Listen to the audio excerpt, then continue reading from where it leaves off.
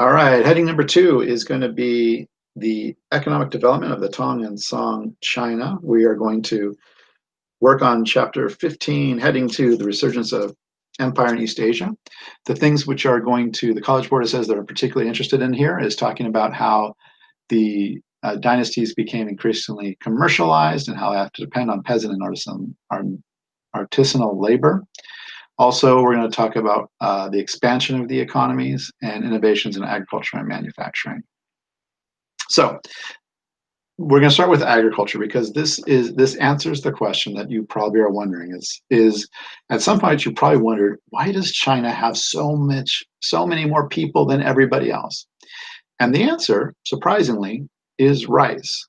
Rice is a good staple crop, but what's going to happen in China is rice is going to be their staple crop for basically much of the recorded history. But they're going to, when they are in charge of Vietnam and trading with them in those areas, they're going to discover fast ripening rice, a type of rice that can grow two crops in a year, not just one. If I have twice the food, I can have twice the people. Is not a mathematical formula, but more. Anytime we have an agricultural revolution, we're going to have a spike in population. Okay, and that spike that starts then is going to carry on all the way through today. Some things that also are going to help this are going to be the technology, use of iron plows and draft animals to make farming easier. A draft animal just means a big animal who can kind of like push or pull something. Soil fertilization, improved irrigation is all helpful. Another huge innovation is going to be terrace farming. So this is an example of terrace farming. It's also known as step agriculture is another way to put it. Well, yeah. So what we've got here is when you've got hills and mountains, what ends up happening is, as you notice, if you just got a hill or mountain, if water's put on it, it just slides down. And so this leads to erosion. This also makes it very hard to plant anything.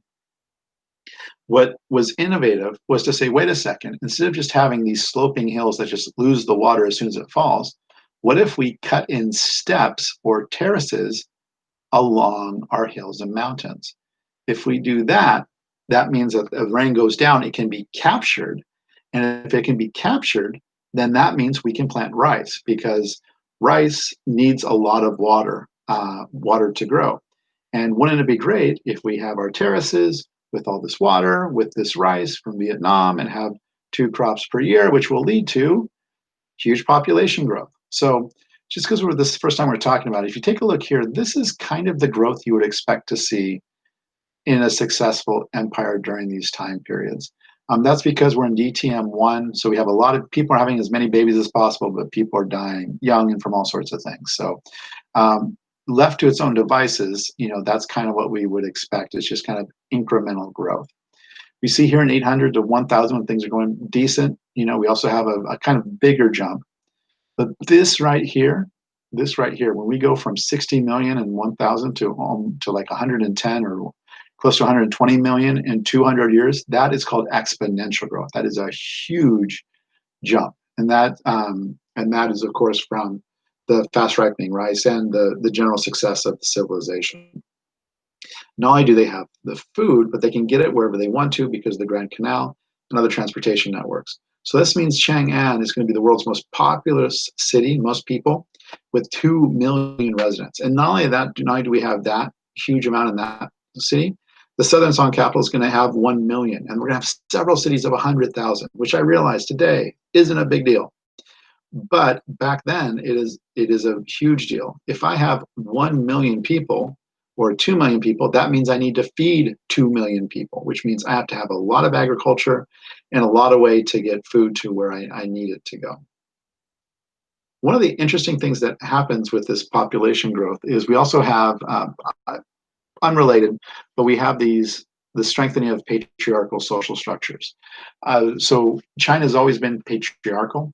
What's going to end up happening is that during this time period, we're going to have an increased emphasis on ancestor worship. So worshiping our past ancestors, specifically any patriarchs, whoever the great man of our family is. So So there's going to be like they're going to have even more elaborate grave rituals where they'll remember and ask for favor from their ancestors, huge family gatherings, so on and so forth. Another thing, which is really important to note here, so that can be patriarchal.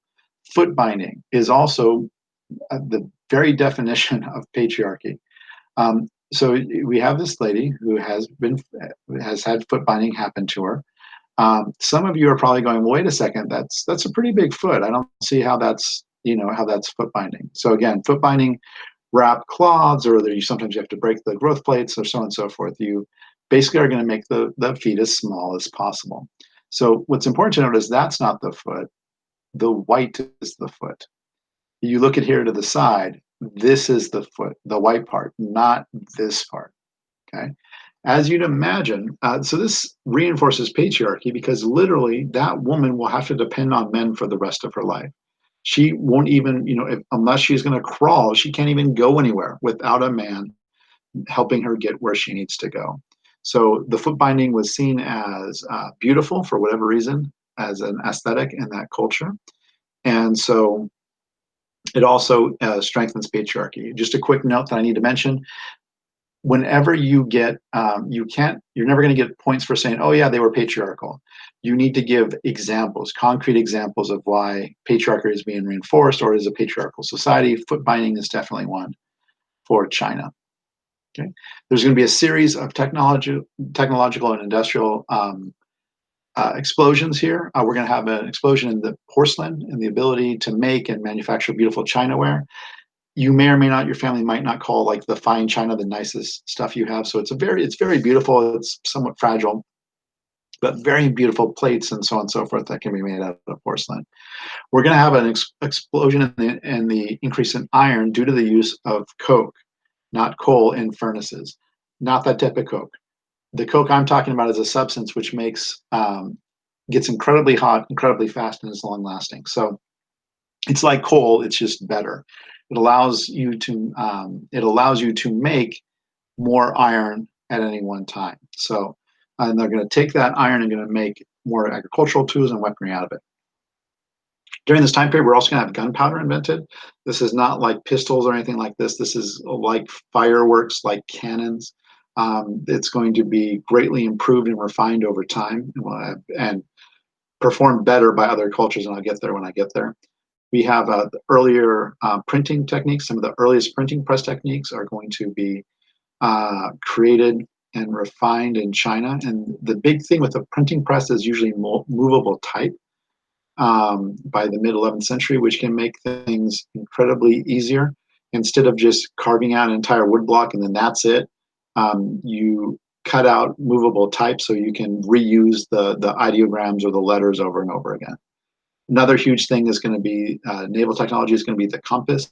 So the compass shows the magnetic north of the planet. Hugely helpful if you're in the Navy because you don't have any landmarks to let you know that you're going in the right direction. So it's incredibly helpful. The other thing we're going to have is we're going to have this strong emergence of a market economy. There's going to be so much industry happening and so many people making so much money. China's going to run out of coins, and so they're going to have to create these things called flying cash, which are basically letters of credit, basically saying, look, this is, you can trust me for this, and hey, I will pay you this much copper later. Eventually, what happens is that if you can trust the paper enough, it becomes currency because you can trust it's actually worth something. What's going to happen is that it makes it much easier to lend large amounts of money, and I can get into that later. What will happen is that we'll have several groups that will start producing paper money, and the thing is that paper money is very difficult in that it's either very to somewhat vulnerable to counterfeiting.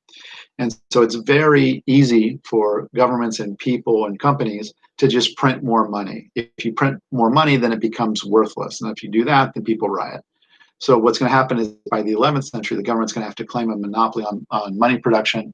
And later on, in a few hundred years, there's another type of coin that'll come out, which will be very helpful. What's going to happen is China's going to be involved in this hemispheric economy. Basically, that's kind of centers around them, and people wanting silk and people wanting porcelain from all over the world. The city has become increasingly cosmopolitan, which means cosmopolitan means people from different places together, usually from people from around the world. I know you're used to at this point for, yeah, of course, all cities are cosmopolitan. That's not the norm. So it's going to be a lot of different people from different places are going to be with different goods. And with that, that is heading number 2.